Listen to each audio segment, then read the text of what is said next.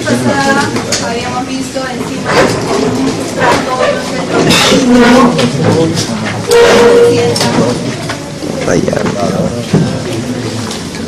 y hoy vamos a ver que existen enzimas que tienen lugares especiales para centros catalíticos. Es más, pueden asumir o pueden unirse a más de una sustancia.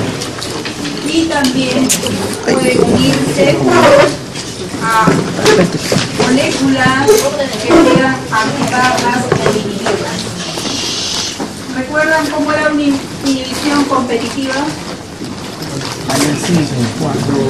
¿Qué pasaba con una inhibición competitiva? Cuando podía meterse el inhibidor.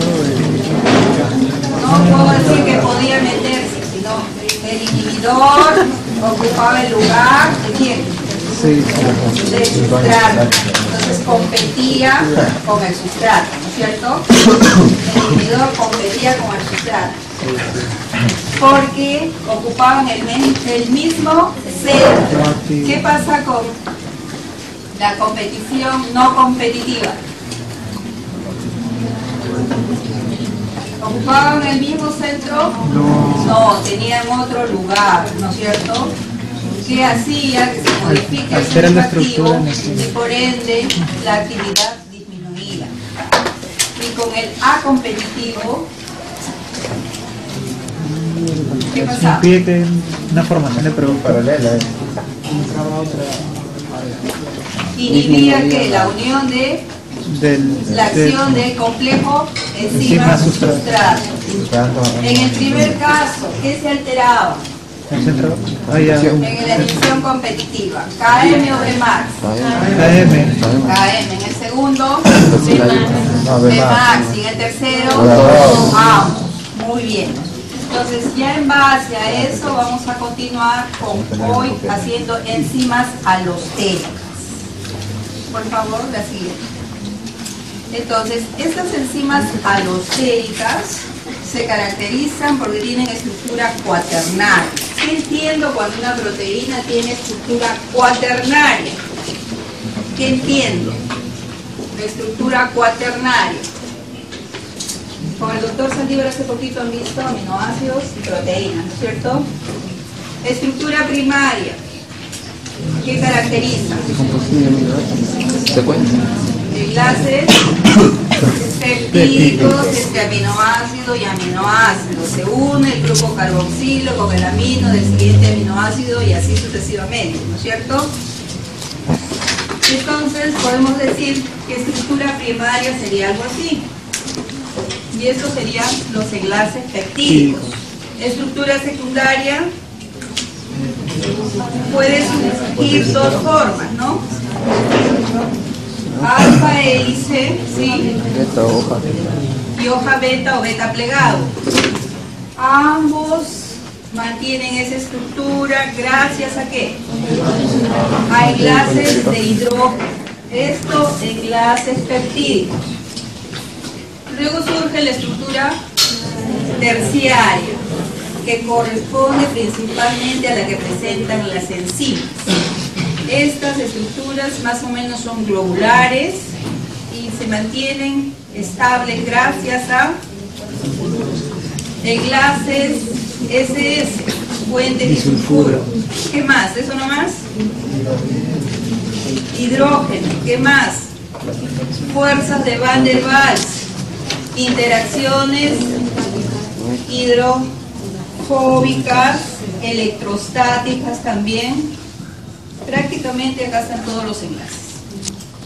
Cuando una proteína tiene estructura cuaternaria, porque hasta acá tendría primaria, secundaria y terciaria. Cuando tiene dos o más de estas estructuras terciarias.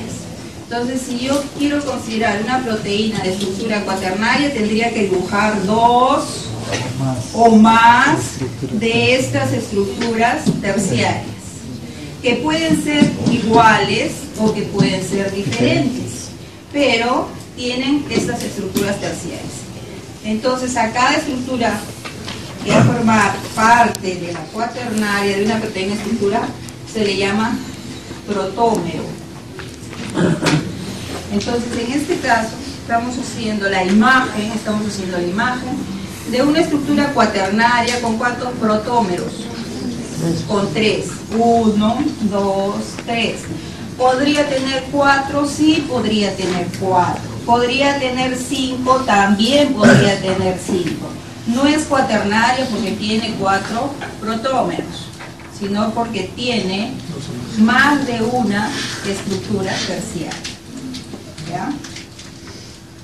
Entonces, casi nosotros hemos hablado y nos hemos dedicado casi toda la semana a hablar de enzimas de esta estructura. Pero hoy pasamos a esta estructura, a enzimas con esta estructura.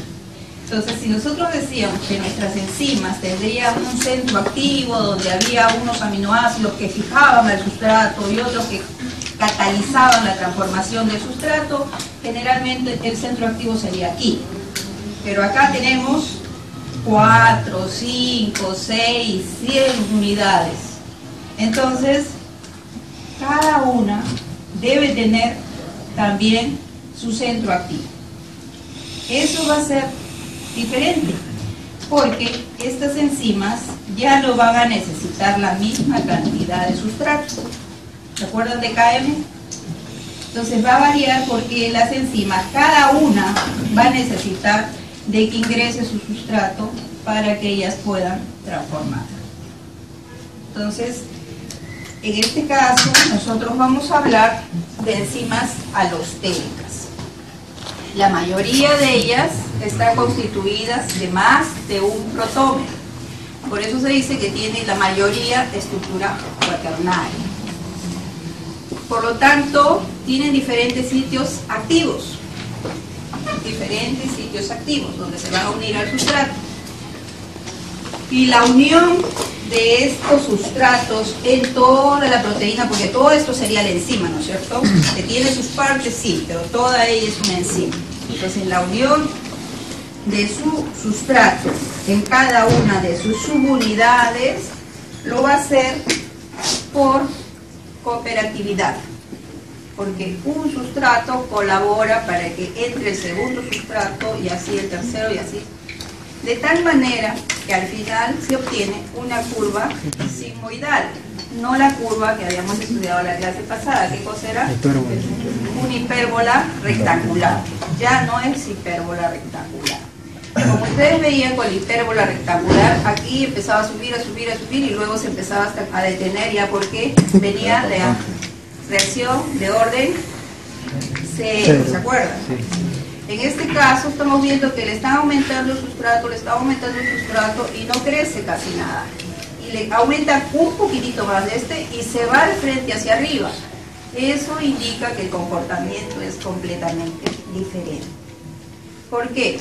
Porque para que la enzima haga su máxima actividad enzimática, ¿qué requerirá? ¿Que solamente una subunidad tenga sustrato? No. La actividad la va a lograr cuando todas sus subunidades tengan el sustrato y todas lo estén transformando para dar el producto, ¿no es cierto? Entonces, por eso que es este tipo de enzimas, la actividad enzimática no corresponde a una hipérbola, sino a una curva sigmoidal. Vamos a seguir viendo eso. Siguiente diapositiva. Las enzimas alostéricas, casi todas ellas van a regular nuestro metabolismo intracelular. Entonces acá tienen que tomar atención, porque cuando el doctor Saldívar la próxima semana les diga ahí se produce inhibición por producto, entonces ¿de qué enzima estoy hablando? Inhibición por producto. Probablemente estoy hablando lo más cercano de una enzima alostérica, porque ellas se regulan por retroalimentación o se inhiben por el producto. Lo que yo les decía, si nosotros nos vamos a correr, vamos a empezar a hacer ciclo de Krebs, fosforilación oxidativa y tenemos ATP. ¿Para qué? Para que sigan moviéndose nuestros músculos. Pero le digo, acabó el ejercicio, vámonos a sentar en el aula porque continuó la clase. Nosotros no le avisamos ni a la célula, ni a la mitocondria, ni a nadie que acabamos de sentarnos y ya no vamos a necesitar tanto ATP. Entonces, ¿quién le va a avisar a la célula? el exceso de ATP que hay va a empezar a hacer una inhibición por exceso de producto. Retroalimentación, feedback, lo que le llaman también. Y ese tipo de regulaciones se dan en las enzimas alostéricas. Entonces las enzimas alostéricas se van a unir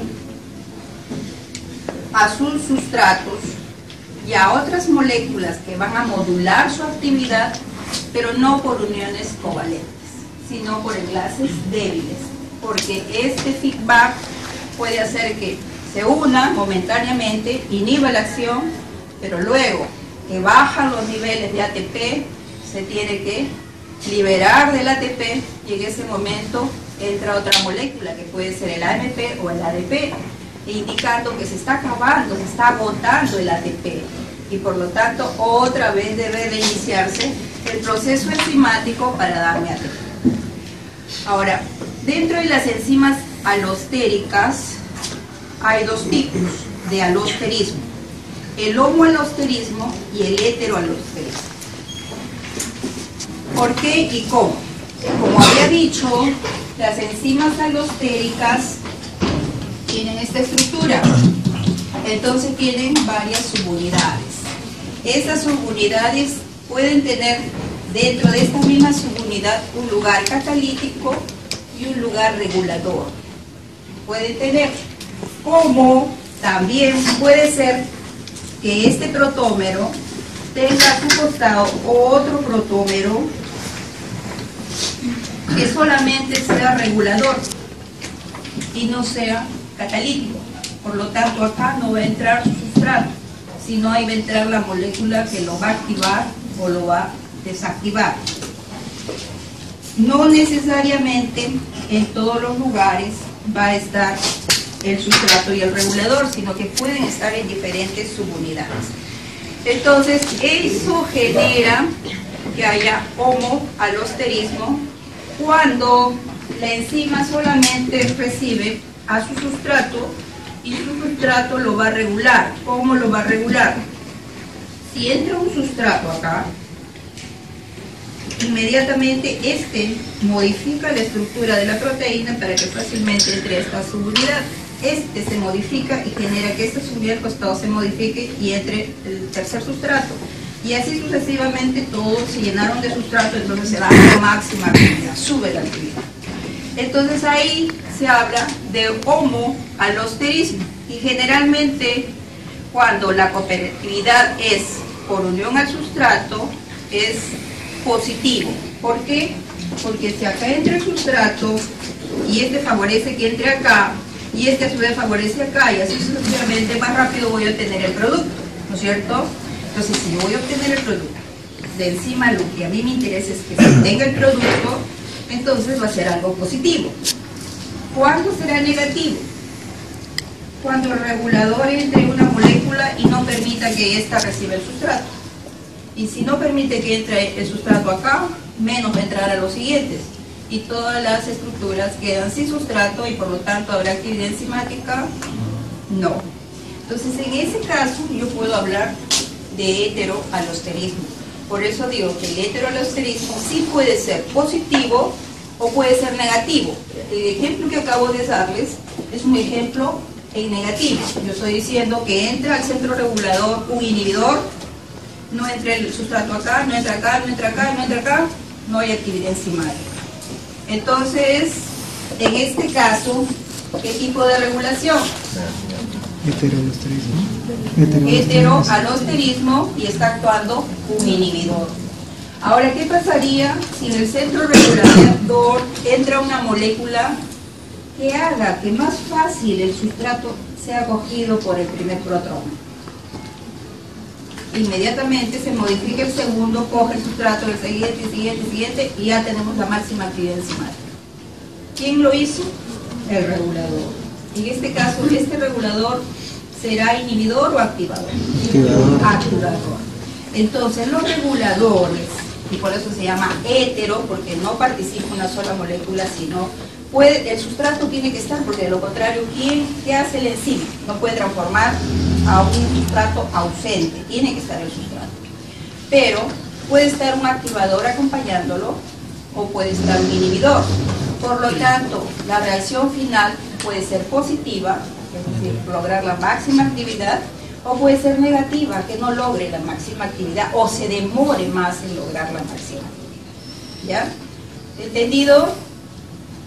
Homoalosterismo se da en enzimas que utilizan solamente para su activación ¿a quién? Al sustrato. Hetero, cuando existen otras moléculas que pueden estar en el centro regulador activándolas o inhibiéndolas, ¿no? Entonces, el heteroalosterismo puede ser positivo o negativo. En cambio, el homoalosterismo generalmente es positivo, porque el que entra es el sustrato y el sustrato es el que tiene que transformarse para que se dé la reacción enzimática. Siguiente. Ahí surgen las modulaciones alostéricas en la actividad enzimática. Se dice que estas enzimas alostéricas que tienen las siguientes características. ¿Cuáles son? Enzimas alostéricas. Cuaternarias. Estructura cuaternaria. ¿Qué más? Tienen diferentes sitios activos. Tienen diferentes centros activos y pueden tener centros de regulación. ¿Qué más? ¿Hacen Michaelis y Menden? ¿Hacen la curva de Michaelis y Menden? No. Hacen una curva sigmoidea. Y bueno, ahora vamos a detallar más características. Estas enzimas indican que tienen dos conformaciones interconvertibles, una relajada y otra tensa. Y se dice que estas dos formas están siempre en equilibrio.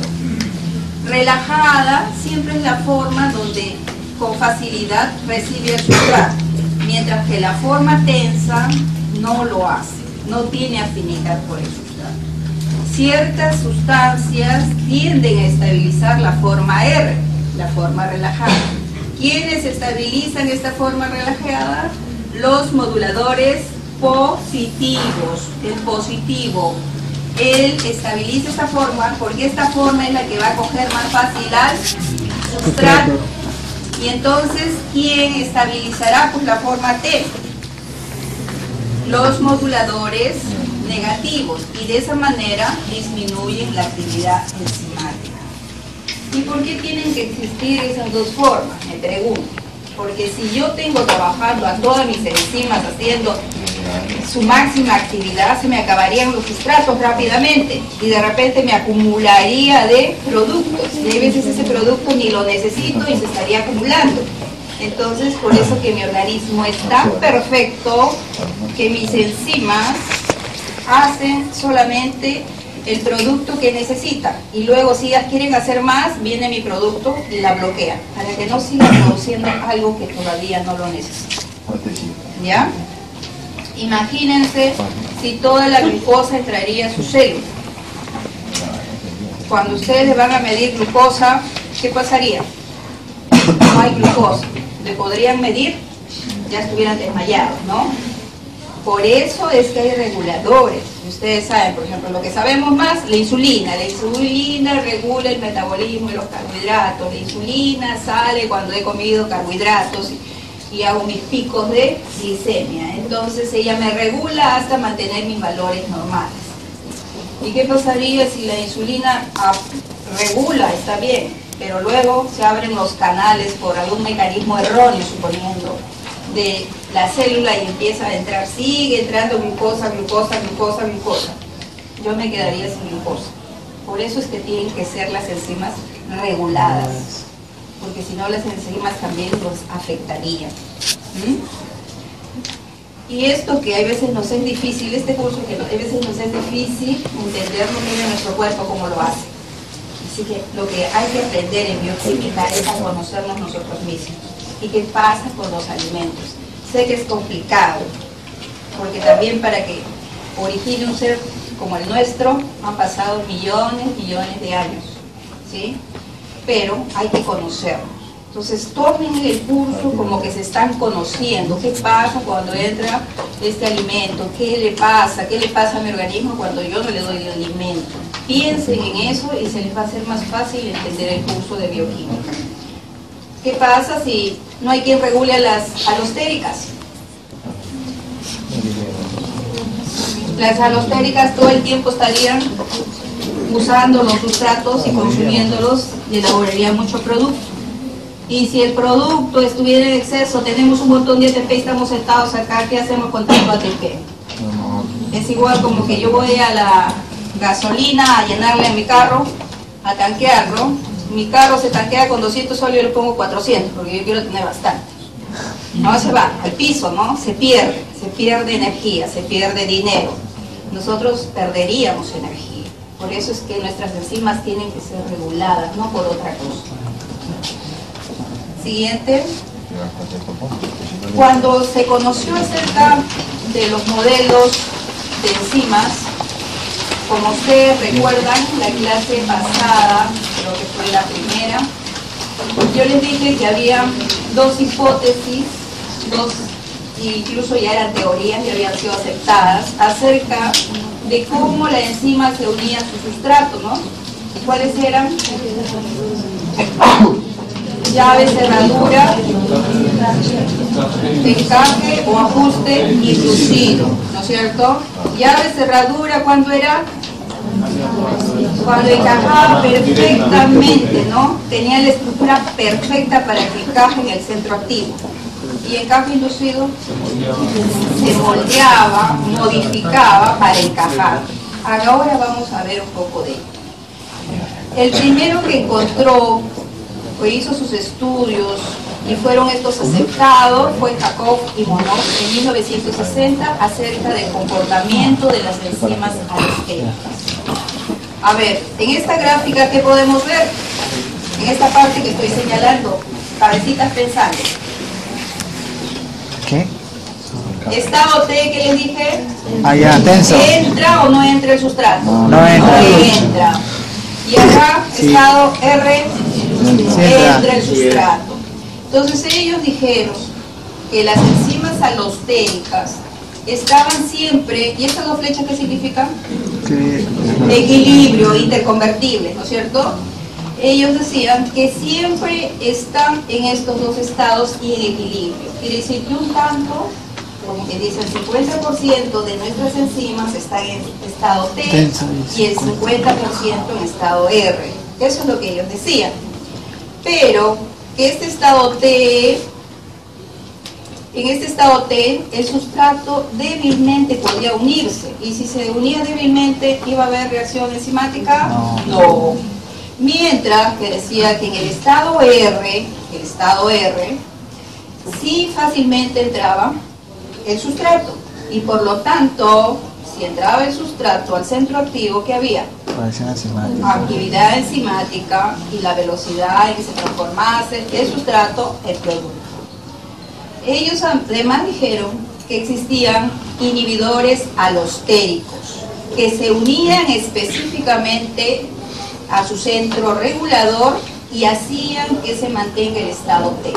Entonces, ¿qué hacían los inhibidores? ¿Hacer que haya más afinidad de la enzima por su sustrato o lo contrario? Lo contrario, si mantenían la forma T, quiere decir que no permitían que se realice esto, que cambie de forma. Por el contrario, los activadores, ellos sí permitían y hacían posible que se den los cambios para que se una la enzima con su sustrato. Entonces, ¿quién favorecía? ¿Quién estaba presente cuando estaba la forma R? Activadores. Los activadores o los inhibidores. Los activadores. Y en la forma T, los inhibidores. Y en nuestro organismo, ellos decían que, como quien dice, el 50% de nuestras enzimas estaban en forma T y el otro 50% en estado R. Pero si yo necesitaba mucho del sustrato, entonces, ¿qué pasaba? El activador salía y hacía que toda mi enzima se convierta en estado R y pueda coger el sustrato y transformarlo en producto. Si yo no necesitaba ya de ese producto, ¿quién podía venir? Inhibidores. El inhibidor, y hacía que mi enzima se mantenga en estado T, es decir, hacía ya sustrato, no lo cogía, ¿ya? Eso es lo que decían estos dos señores, Jacob y Monod, en 1960. Seguimos pasando. Ahí viene el modelo de Kochla, que fue el segundo modelo, ajuste inducido, ¿se acuerdan? Él decía, pues, que sí, efectivamente, las enzimas estaban en estado T y en estado R, pero no mencionaba nada de equilibrio, te lo dijeron los otros autores.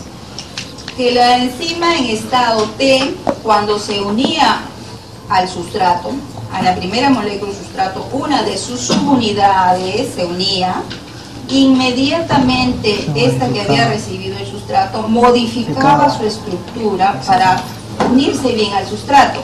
Entonces, ajuste inducido. Y esta modificación de esta subunidad causaba ¿qué? Que la segunda subunidad también se modifique y de esa manera reciba a su sustrato y la actividad enzimática se dé. ¿Son parecidas? Sí, ¿no es cierto? Pero acá lo que más marca es el ajuste inducido. Por eso es que las dos teorías son aceptadas. Hay enzimas que hacen llave cerradura, pero en este caso, en el caso de las alostéricas, hacen ajuste inducido también. ¿Seguimos?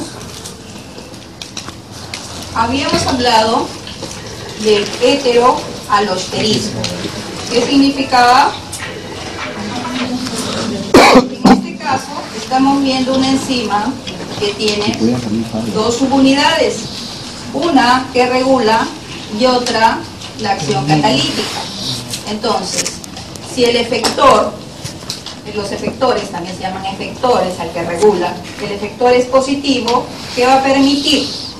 Que la enzima se una al sustrato, así sea de la subunidad del costado, se una y se dé la reacción. ¿Y qué va a hacer si el efector es negativo? No va a permitir que la enzima se una, ya que se modifica, como ustedes ven, el centro activo y no puede haber reacción enzimática. A eso se llama heteroalosterismo. Seguimos pasando. Acá vemos los resultados, como habíamos dicho, que estas enzimas alostéricas hacen curvas sigmoideas. Entonces, esta es la curva, por ejemplo, esta es la curva, sin activador y sin inhibidor. Quiere decir, ha logrado su máxima velocidad esta enzima. Pero, ¿qué pasa si yo le pongo un activador? Miren lo que pasa. ¿A quién se parece esta curva? A la hipérbola. Entonces, en el caso de las enzimas que tienen, aparte de su sustrato, una molécula que las regula, si hay un activador, entonces se pierde esto que habíamos visto, la curva sigmoidal, sino que se convierte en una hipérbola. ¿Y qué pasa si uno le pone un inhibidor? Entonces, aún mantiene el sigmoide, pero con ligera, no se eleva mucho la actividad, como ustedes ven. ¿Por qué? Porque hemos dicho hace un rato que el inhibidor favorece la forma tensa, mientras que el activador favorece la forma relajada. Entonces ven ustedes que se logra más rápido la máxima actividad. Siguiente. Existen dentro de las alostéricas, aparte, las que están afectadas justamente por el modulador, y este modulador puede ocasionar que se altere el Km o se altere el D+. Ustedes saben, si a una enzima se le altera el Km, tiene un comportamiento como los inhibidores competitivos en el primer tipo de enzimas que estudiamos, ¿se acuerdan? Se altera el Km, ¿Qué pasa con el KM? ¿Se hace más grande o más chico? ¿Se acuerdan? Más Se hace más grande. Recuerden que se iba al origen, más grande. Entonces, las enzimas se llaman de la clase K. Son aquellas que el efector alostérico o el modulador alostérico hace que se altere el KM. Y de la clase B es aquellas que el modulador alostérico hace que se altere la Bmax. Por lo tanto, se parecería a la inhibición no competitiva. Sin embargo, como acá la mayoría de enzimas hacen curva sigmoidal, no se le llama acá ya KM, sino se le llama K0.5, K medios, que vamos a verlos ahorita. Pero entendieron, dos clases de alostéricas, las tipo K se altera el KM, el tipo B se altera la Bmax. Entonces vamos a ver las imágenes siguientes y vemos acá. Esto es lo normal, como les estaba diciendo, es una curva sigmoidal, la mitad de la velocidad máxima, entonces se logra la mitad de KM, 0.5. Vemos acá qué tipo de enzima hace esta gráfica y qué tipo de enzima hace esta gráfica, de acuerdo a lo que acabo de decirles. A ver, ¿qué estoy viendo? ¿Qué se está alterando? ¿Y qué vemos que se está alterando? El Bmax. Enzimas de tipo B y enzimas de tipo K. Enzimas de tipo K. Si yo pongo imágenes, ya saben, ¿ah? Por eso estoy deteniéndome en explicarles. Lo que se está alterando, la Bmax, lo que se está alterando es el KM principalmente. Seguimos. Ahora, la regulación de las enzimas alostéricas son importantes, les decía, porque son procesos que se dan a nivel intracelular dentro de la célula. Que se bloquee la glucólisis. ¿Por qué se debe bloquear la glucólisis? ¿Por qué se bloquearía la glucólisis? Porque la glucólisis me va a dar, ¿qué cosa? Piruvato. Y de piruvato va a entrar a la mitocondria y se va a convertir en acetilcoenzima A. Ciclo de Krebs, transporte de electrones, ATP. ¿Y por qué se debe bloquear? Por exceso. Si hay exceso, entonces debe bloquearse, ¿no? ¿Para qué formo tanto ATP si no lo estoy necesitando? Entonces, a nivel celular, la regulación es de ajuste fino, a través de efectos de retroalimentación, negativa o positiva. Regulación, luego hay otra regulación por modificaciones covalentes, que también las van a estudiar. Y luego va a haber la activación de los imógenos por ruptura proteolítica. Son las más frecuentes regulaciones que están presentes dentro de la célula. Siguiente. Primero, retroalimentación negativa en vías metabólicas. El primer paso, generalmente estas retroalimentaciones negativas o regulación de la vía metabólica con efecto negativo, es decir, que no se dé el proceso, se realiza en las primeras rutas o puntos de ramificaciones donde se puede parar este proceso. Para la síntesis de isoleucina se utiliza la treonina y la enzima que hace posible inicia esta síntesis y forma a partir de la treonina el alfa-acetobutirato es la treonina desaminasa. ¿Qué resulta? Que cuando se forma mucha isoleucina, la misma isoleucina viene y bloquea la enzima. Quiere decir que la enzima tiene un centro regulador. Si me están diciendo que la misma isoleucina viene y bloquea la enzima, es porque la enzima tiene un centro regulador y la isoleucina, que es el producto de la reacción, tiene efecto negativo. ¿Quiere decir que es un activador o es un inhibidor? Es un inhibidor. ¿Para qué se va formando tanto isoleucina si yo no la necesito? Entonces, mi cuerpo regula de esa manera. El producto final de la ruta, isoleucina, inhibe a la primera enzima que desencadena, porque este no es un paso, son muchos pasos, una cascada de reacciones, pero se inhibe en el primer punto, de tal manera que no continúe el proceso para darme isoleucina si yo tengo exceso de isoleucina. Siguiente. En este caso, retroalimentación negativa en vías metabólicas para la síntesis de pirimidinas. El aspartato es requerido para producir pirimidinas y la enzima aspartato carbamil transferasa es la que va a hacer ese proceso. Entonces, ¿qué va a pasar? Si estoy sintetizando pirimidinas y es porque yo voy a hacer síntesis de ADN, ¿sí? Entonces yo tengo que tener, recuerden, pirimidinas y ¿qué más tengo que tener? Purinas. Yo no puedo sintetizar un montón de pirimidinas si me faltan purinas, porque la unión, ¿cómo es? Una purina con una pirimidina. Entonces, si este proceso me lleva a que forme mucho CTP, citidín trifosfato, entonces este exceso de citidín viene y bloquea la enzima, de tal manera que no siga el proceso. Bloquea la enzima, pero vemos si se formó mucho. Entonces, si se formó mucho y tengo exceso de esto, por acá está bloqueada, pero ¿y qué pasa si se formó muchas purinas? No puede seguir bloqueado este proceso, porque necesito una purina con una pirimidina para que me formen, ¿no es cierto? Entonces, el ATP viene de adenosina. ¿La adenosina qué cosa es? Una purina.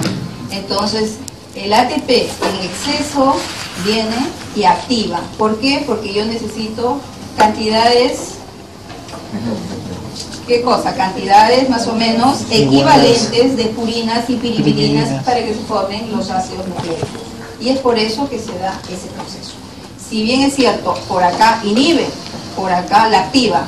Si es que estaría una sobreproducción de pirimidinas, entonces este tiene que activar para que, o de purinas, perdón, entonces este tiene que activar para que haya pirimidinas, porque necesitamos valores más o menos iguales, ya que la unión es purina-pirimidina. Y vemos acá, esta es la acción enzimática, y acá vemos cuando está detenida por el inhibidor y cuando está activada por el activador, que en este caso es el ATP. Ya seguimos. Existen muchas reacciones metabólicas que se regulan por retroalimentación. La glicólisis a nivel de la fosfofructoquinasa, ATP, el inhibidor. Como yo les decía, ¿para qué tanta glicólisis si tengo mucho ATP? El mismo ATP viene y bloquea. Gluconeogénesis. ¿Qué es la gluconeogénesis? Formación de glucosa a partir de otra molécula que no sea carbohidrato, como por ejemplo, ¿cuál? Lactato, ¿qué más? Aminoácidos y glicerol. Esas son las clásicas. Entonces, la gluconeogénesis, necesito formar glucosa. ¿Y la glucosa para qué me sirve? Para desencadenar la glucólisis, ciclo de Krebs, aporte de electrones, ATP. Pero ya no tengo ATP. Entonces, el inhibidor va a ser AMP. Gluconeogénesis tiene que ser activado y va a estar inhibido cuando tengo AMP. Biosíntesis de ácidos grasos, acetilcoenzima A carboxilasa, acilcoenzima el inhibidor.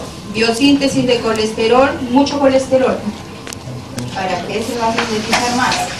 El mismo bloquea a la enzima responsable de la enzima de la síntesis del colesterol. En el caso de las purinas, como también había inhibición de las pirimidinas, también tiene que haber inhibición de las purinas.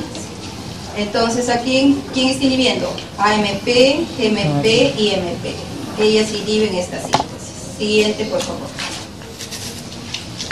¿Existen otras modificaciones? Sí, otras modificaciones por uniones a grupos, por uniones covalentes. Por ejemplo, esta enzima va a ser metilada. ¿Quién le transmite el grupo metilo? La S-adenosilmetionina le da el grupo metilo y activa esta enzima. Ribosilación, esta enzima es ribosilada y se vuelve activa. Acetilación también va a haber, y todas ellas son modificaciones covalentes. ¿Por qué digo covalentes? Porque el enlace que se forma es covalente. Siguiente. Acá, ¿qué vemos? A ver, traten de explicar. ¿Qué están viendo acá? Esta es una unión covalente por fosforilación y desfosforilación. A ver, ¿qué miran ahí? ¿Qué miran? Nada. Tenemos una enzima y esta enzima está pasando a su forma fosforilada, ¿no? ¿Quién la va a fosforilar? Necesitamos un segundo sustrato, que les acuerdo que les decía, ATP, y tiene que estar la quinasa. La quinasa la fosforila a la enzima y la enzima está fosforilada. Esta fosforilación y desfosforilación se dan en enzimas y a nivel de ¿qué aminoácidos? Serina, treonina y tirosina. A nivel, y como ustedes ven, este OH va a cambiar por P, ¿no es cierto? A ese nivel se van a fosforilar. Entonces, esta enzima está fosforilada. Cuando ya no la necesito, esta enzima, o mi célula ya no la necesita fosforilada, viene otra enzima. ¿Qué va a hacer esta? La fosfatasa. La va a desfosforilar y vamos a tener a la enzima, en este caso, inactiva. Entonces, en algunas reacciones se va a necesitar la fosforilación o la desfosforilación para activar e inhibir las enzimas. El glucógeno. ¿Qué es el glucógeno? A ver. ¿Qué es el glucógeno? ¿Qué es el glucógeno? Un carbohidrato, ¿sí? ¿Parecido a quién? Al almidón, parecido al almidón, principalmente a quién? A la amilopectina, que tiene enlaces, ¿qué enlaces? 1,4 y 1,6. Alfa 1,4, alfa 1,6. ¿Qué hace esto? Necesitamos que la glucógeno fosforilasa actúe sobre el glucógeno para que nos libere glucosa fosfato. ¿Se acuerdan? Les decía en la clase pasada que este glucosa fosfato no puede salir de la célula, y solamente ¿de qué célula sale? ¿Dónde guardamos glucógeno, chicos? En el hígado y en el músculo. ¿Del hígado era el egoísta o el músculo era el egoísta? El músculo. ¿Y por qué era egoísta? Porque no podía... Porque no nos daba la glucosa que necesitábamos, ¿sí? Entonces, ¿quién nos da? ¿Y por qué nos da? El hígado. ¿Quién nos da? El hígado. El hígado. ¿Por qué nos da? Primero porque actúa la glucógeno fosforilasa y después, ¿qué está liberando la glucógeno fosforilasa? Miren, a la glucosa fosfato, 1-fosfato. Pero esta luego va a pasar a glucosa 6-fosfato y ahí es donde va a actuar la glucosa 6-fosfatasa, quitándole el fosfato y dejando, ¿qué cosa? Que la glucosa salga de la célula. Acá que vemos, fosforilasa quinasa. ¿Qué necesitamos que esta fosforilasa quinasa? Esta fosforilasa quinasa, su fórmula dice fosforilasa quinasa, ¿qué hace? Fosforila, pone fosfato, ¿no es cierto? Esta fosforilasa quinasa, en su forma inactiva o poco activa, está bajo la forma B. ¿Y la forma B qué tiene? No está fosforilada. Pero cuando esta fosforilasa es fosforilada por la fosforilasa quinasa, entonces, ¿ahora qué va a hacer? Esta va a estar activa y es glucógeno fosforilasa A, que es más activa. Cuando necesitamos que esta esté inactiva, ¿viene quién? La fosfatasa. La fosforilasa fosfatasa. Entonces ya van recordando, fosfatasa quita fosfato, fosforilasa quinasa pone fosfato. Entonces una me pone el fosfato y la otra me la quitan. ¿Por qué me la quitan? Porque yo ya no la quiero activa, ¿no es cierto? Para que se libere el fosfato y la enzima pase de un estado tenso a un relajado, a un tenso, lo que hemos aprendido. Seguimos. Vemos acá Regulación, eso es un ejemplo de una regulación covalente por fosforilación. ¿Qué estamos viendo? Ya antes hemos ensayado. Degradación de glucógeno forma parte de una cascada enzimática de activaciones. Glucógeno, lo tengo almacenado, ¿producto de qué? ¿Producto de qué tengo glucógeno?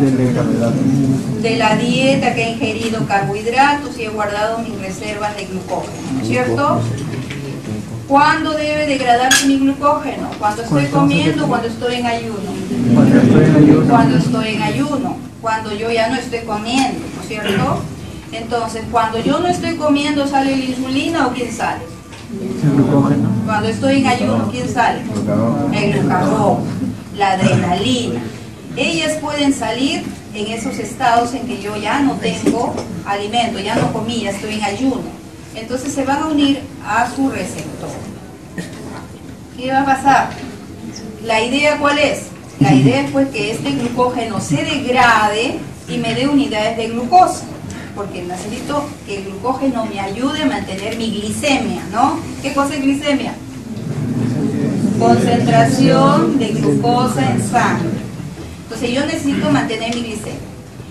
El receptor recibe a la adrenalina o glucagón y este receptor está unido a unas proteínas internas, una de ellas la adenilato ciclasa. La adenilato ciclasa es biología, se han visto, ¿no es cierto? Esto es biología. Transmisión, transporte, receptores, han hecho algo de receptores en biología. Creo que ahorita están llevando cursos donde van a entrar mucho más profundos.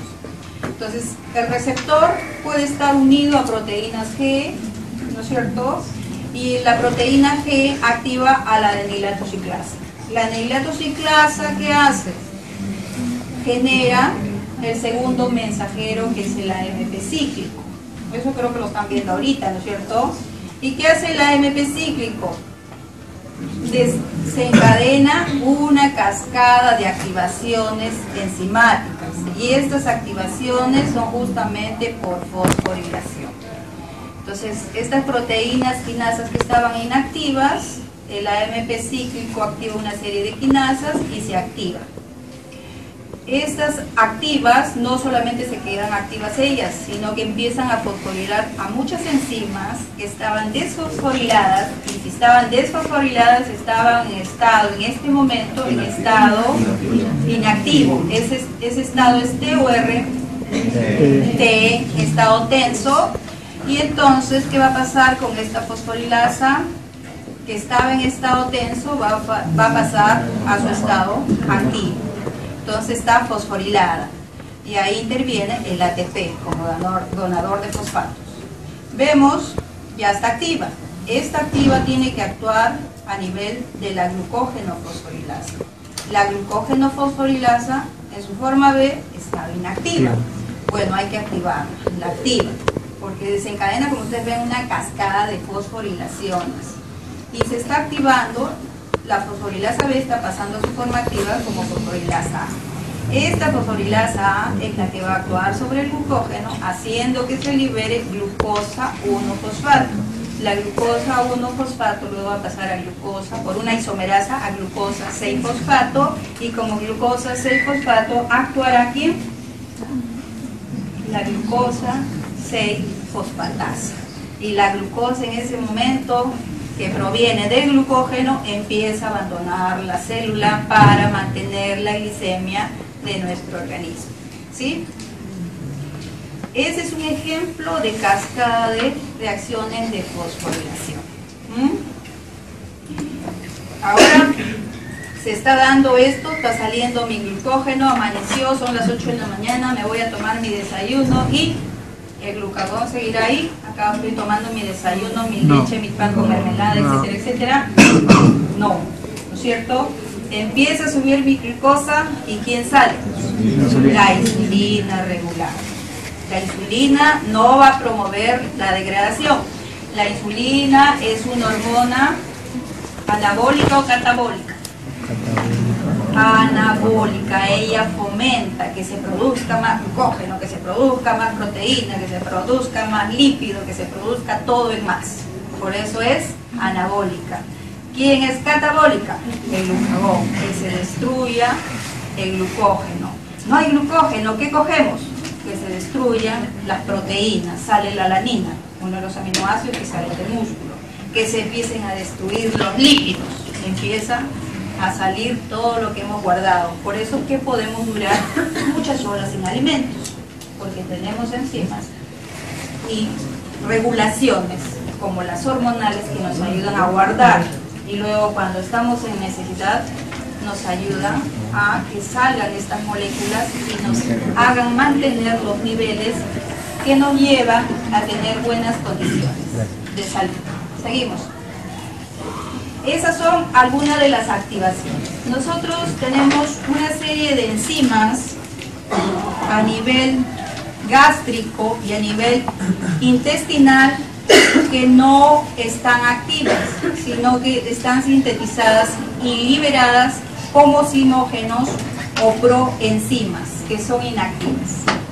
Estas enzimas lo que tienen realmente, para que ellas sean activas, tienen exceso de secuencias de péptidos, que muchas veces se ha visto que estas pequeñas secuencias justamente cubren el centro activo. Por lo tanto, esas secuencias tienen que salir, tienen que ser cortadas. Y es por eso es que se da ruptura proteolítica, porque viene otra enzima y rompe ese exceso de cadenas peptídicas que tiene la enzima, y al romperle y al liberar, hacer que su conformación esté adaptada para unirse al sustrato, es que se vuelve activa. Por eso que nosotros, casi todas las enzimas a nivel del estómago y del intestino se secretan como simógenos. Entonces los simógenos son inactivos, por ruptura proteolítica se activan y atacan al sustrato. Ahí están las proteolíticas llamadas proteasas del estómago y el páncreas, y también las del sistema de coagulación de la sangre. Nosotros tenemos la sangre que está circulando fluidamente, ¿no es cierto? Pero ¿qué puede hacer que se origine la formación de un coágulo? Que se activen esta cascada de reacción y se forme un coágulo. Y puede, si me hago un corte, va a sangrar y luego se va a formar un coágulo. ¿Por qué? Porque tengo las proteínas en forma de proenzimas, pero falta que se activen. Una vez que se activan, se desencadena la cascada de coagulación y yo ceso la hemorragia. Siguiente.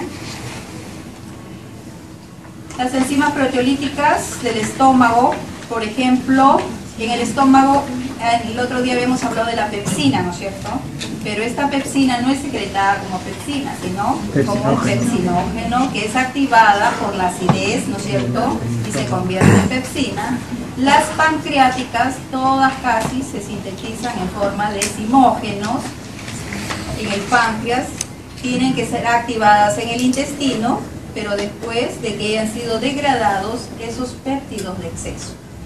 Así, por ejemplo, el tripsinógeno a nivel intestinal se va a convertir en tripsina por la acción de la endopeptidasa, y este tripsinógeno es que se va a encargar de activar a las siguientes proenzimas o simógenos, de tal manera que se activa todo esto y hacen posible la digestión y la absorción posterior de los nutrientes, de todo lo que nos hemos comido. Porque gracias a estas enzimas se van a producir, como ustedes ven, la mayoría va a degradar proteínas. Nosotros nos comemos proteínas grandes que van a ser digeridas parcialmente en el estómago, pero va a ser completar su digestión, sabemos, en el intestino, gracias a estas proteasas, las cuales van a ser activadas por ruptura proteolítica, porque se rompen enlaces peptídicos, y al liberarse estas enzimas van a degradar al sustrato y vamos a tener como producto aminoácidos libres, dipéptidos, tripéptidos, ¿no? Estos péptidos pueden entrar al heterocito, dipéptidos pueden entrar como aminoácidos, pueden entrar como tripéptidos, pero ¿qué va a pasar? Dentro del enterocito tenemos peptidasas, y esas peptidasas van a romper esos enlaces peptídicos que quedan pendientes para que finalmente todo ingrese como aminoácidos. Por eso hay veces nos quieren hacer el cuento de decir, consume colágeno que va a entrar de frente a tu piel y te la va a mejorar, consume no sé qué cosa, que recuerden, todo va a pasar primero por digestión y todo se va a convertir en aminoácidos, y como aminoácidos va a ser absorbido. Entonces yo ninguna proteína entera me la voy a pasar. Eso es lo que hay que tener cuidado con los cuentos. Seguimos. Nosotros hemos hablado, ya conocemos bastante de enzimas, y las enzimas también son importantes como marcadoras de enfermedades. ¿Por qué?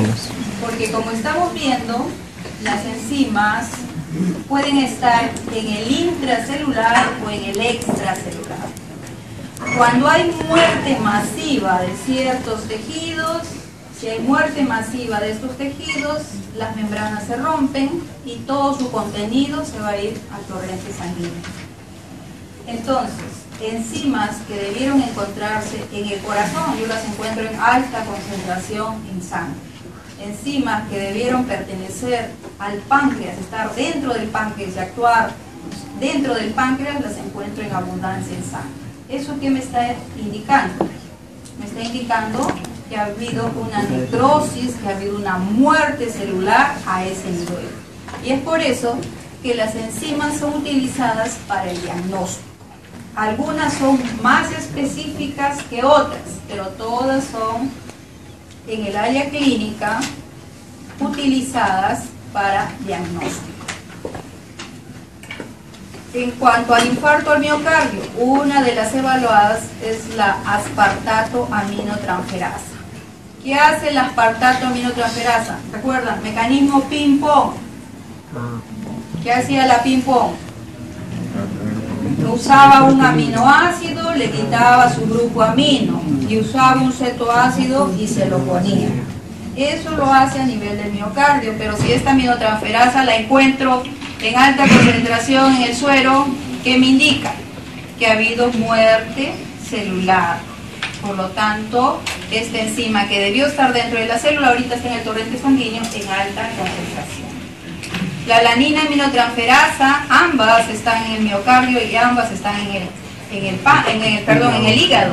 Sin embargo, cuando hay infarto, más se eleva esta, y cuando hay problemas hepáticos, más se eleva esta otra, la alanina. La amilasa, pero sabemos que las enzimas, si llegan mis enzimas, mi amilasa salival a mi estómago, ¿qué le va a pasar?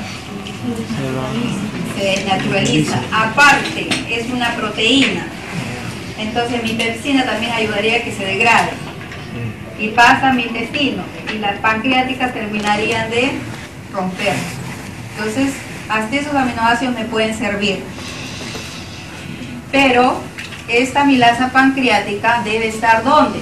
¿Dónde es su función? En el intestino. No tiene por qué estar en sangre. Y si está, es por muerte por apoptosis, pero por apoptosis no se mueren tantas células, ¿no es cierto? Por apoptosis mueren poquitas. Por eso que los valores normales de todas estas enzimas es bajo en sangre.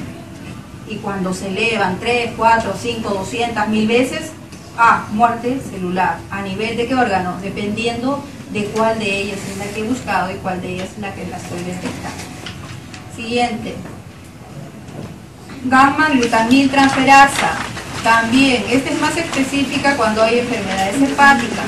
La lactato deshidrogenasa también tiene que ver con el infarto al miocardio. La lipasa, pancreatitis aguda. La fosfatasa ácida, relacionada con la próstata. Fosfatasa alcalina, relacionada con todos los trastornos óseos. Por ejemplo, esta fosfatasa alcalina, si está elevada en trastornos óseos, pero puede estar elevada en un niño que está en crecimiento, un adolescente. Entonces, en el caso de él, por eso ustedes cuando sean médicos van a ver, ¿no?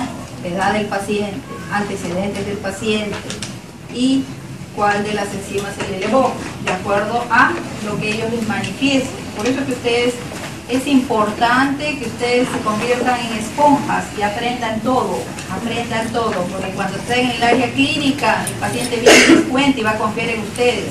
Ustedes tienen que saber cómo solucionar. Estas enzimas lo que les va a servir es para que les dé una luz, porque el seminario que tienen que desarrollar en esta primera unidad es radicales libres y enzimas como marcadoras de alteraciones patológicas. Entonces, probablemente les indiquen óseas, hepáticas, pancreáticas. Ahí les estoy dando algunos nombres que puedan ustedes hacer la búsqueda y vean cómo se alteran, en qué casos se alteran, qué es lo que le pasa a la enzima, por qué está en alta concentración, etcétera, etcétera. Siguiente, con esto hemos terminado. Aquí